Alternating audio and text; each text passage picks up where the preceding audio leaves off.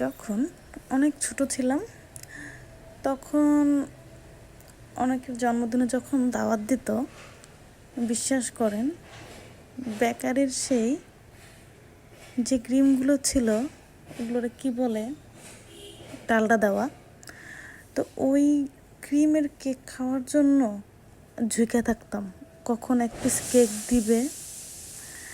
আর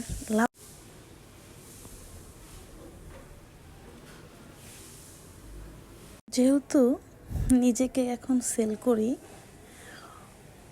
তো এখন আর ওই ডালডার ক্রিমের কেকগুলোর কথা চিন্তা করলে খুবই হাসি লাগে যে এখন এই কেকগুলো অতি অপছন্দ লাগে। তা বলে যে এগুলো সেল হচ্ছে না তা কিন্তু না, মানুষ কিন্তু মানুষের সাধ্য অনুযায়ী খুঁজে নিচ্ছে।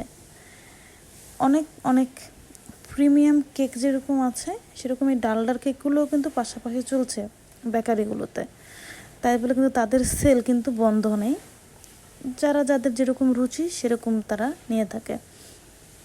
তো পেজ খুলে এখন দেখা যায় প্রিমিয়াম কেকের ছড়াছড়ি। আপুরা খুব বড় বড় ব্র্যান্ডের চকলেট, বড় বড় ব্র্যান্ডের ক্রিম ইউজ করে। না, আমি দ্বিমত পোষণ করছি না, ঠিক আছে, এইসব কেকেরও অনেক বড় বড় কাস্টমার আছে, তারাও অনেক বড় লোকস, তারা এইসব প্রিমিয়াম কেক খায়।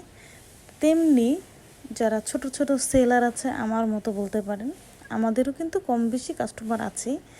প্রিমিয়াম যারা বানায় তাদেরও কাস্টমার থাকবে, এরকমের জন্য কাস্টমার থাকবে। আবার ওই যে ডালডার কেক প্রথমে বললাম না, ওইটার জন্যও কিন্তু কাস্টমার থাকবে।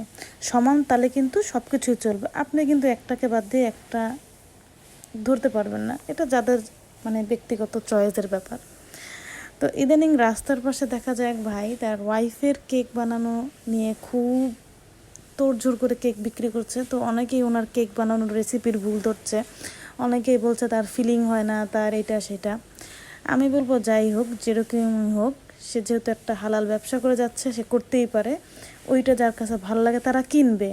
আর যারা প্রিমিয়াম কেক সেল করছে তাদেরকেও কিন্তু সেল হবে, কারণ কাস্টমাররা কিন্তু একটা নিয়েই পড়ে থাকে না, তারা তাদের অনেকগুলো ভেরিয়েশনের মধ্যে কিন্তু তাদের মতো করেই খুঁজে নেয়। সো আমরা কেন বেশি জাজমেন্টাল হয়ে যাই আমরা নিজেই জানি না। প্রিমিয়াম যারা কেক সেল করে তারা কিন্তু দেখা যায় যে ওইটা অ্যাফোর্ডেবল, সবাই করতে পারে না। আসলে চিন্তা করতে হবে যে যার যেরকম সাধ্য সে সেরকমই নেবে। তো আজকে আমি যে কেকটা বানালাম এটা কিন্তু ঘরে খাওয়ার জন্য ছিল, তাই তেমন কোনো ডিজাইন দেইনি। বাচ্চাদের জন্য খুব সংক্ষেপে, খুব ছোট পরিসরে কেকটা বানিয়েছিলাম, আর খুব তাড়াতাড়ি হয়ে গিয়েছিল, কিন্তু খুব মজা আর খুব স্বাদের ছিল।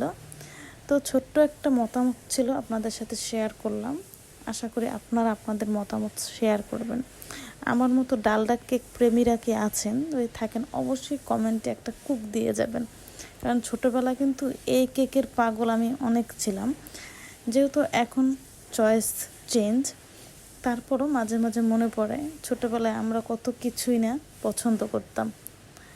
আচ্ছা, সবাই ভালো থাকবেন, সুস্থ থাকবেন।